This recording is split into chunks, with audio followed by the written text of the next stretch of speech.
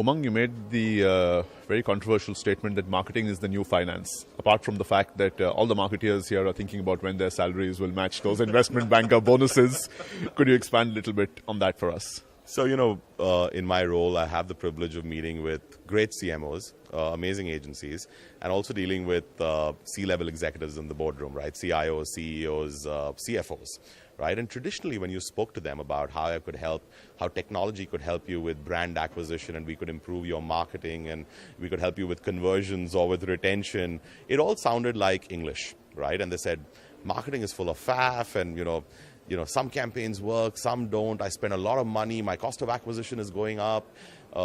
Essentially, the message that I took back from it, that what they felt is that marketing is BS, right?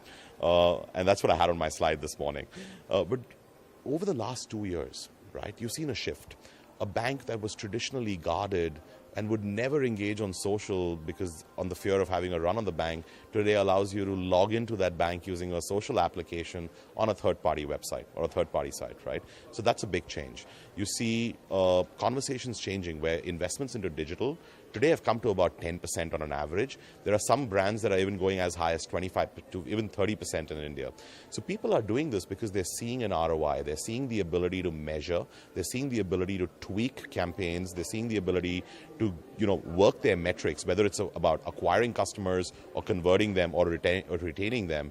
We're seeing this change, right? And increasingly, a lot of I would say forward-looking CEOs are saying my CMO is my new CIO or my new CFO, right? And that's why I came up with this term that marketing is the new finance. As we go online and as digital becomes more permeated in the fabric of our lives, and that increases in India, hopefully with the connectivity and 4G coming our way and the device prices really plummeting, I think we're going to be a digital economy sooner than we know it, right? And with that, hopefully in the near future, you're going to see marketeers get the big bonuses as what you referred to from the banker's perspective. But we clearly at Adobe, so for instance, we spend 75% of all marketing dollars in India and globally on digital. We are totally converted to the channel.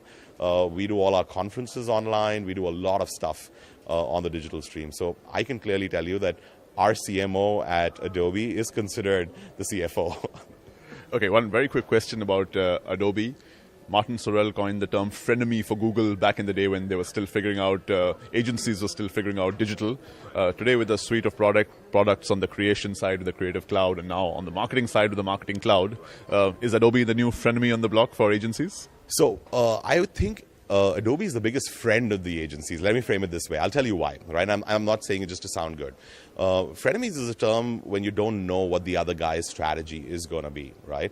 Now, most of the platforms that you mentioned are platforms, right? They provide the agency with a service and help them with the revenue stream, but at the end of the day, they're owners of that data, they host that platform.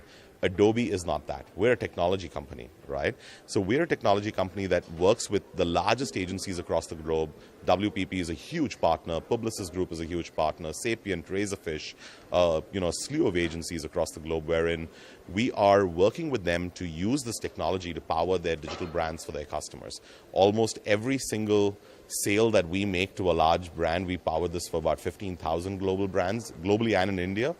It has an agency involved. Right? We can't do without the agency because they're an integral part of the entire marketing ecosystem. So from my perspective, we're the best friends that the agency can have from a tech perspective, because in India especially, agencies haven't graduated to using data in a very big way. And I think we could be that partner here and across the globe. So we have no agenda. We're not a platform. We are not going to build a platform of engagement on our own. We're a tech provider. That's what we do. And we're going to power brands, which hopefully agencies are going to adopt and service. And so we're really their partner. Brothers in arms and partners in crime. So that's the way I'd frame it. One final question. First time we've had this summit, what drove your interest in being a part of it? The whole term content marketing, I've never heard it. I've heard of data-driven marketing. I've heard of real-time marketing. I've heard of the last millisecond. I've heard of different terms talking about what's happening in the industry. No one's really addressed it from a content side of it, right? And the way we look at it is data and content are two sides of the coin, right? Data is actually an enabler. Content is what drives and inspires action. But when you marry the two together, data can really amplify the effect of that content, which is what I framed with the Harley-Davidson example that I gave in the room. So this is the whole term around content marketing. It being new, it being hosted for the first time drove my curiosity, and I think RP was very persistent as well. It was great having you at the keynote. Thanks so much. Thanks so much, Abhimanyu. Really.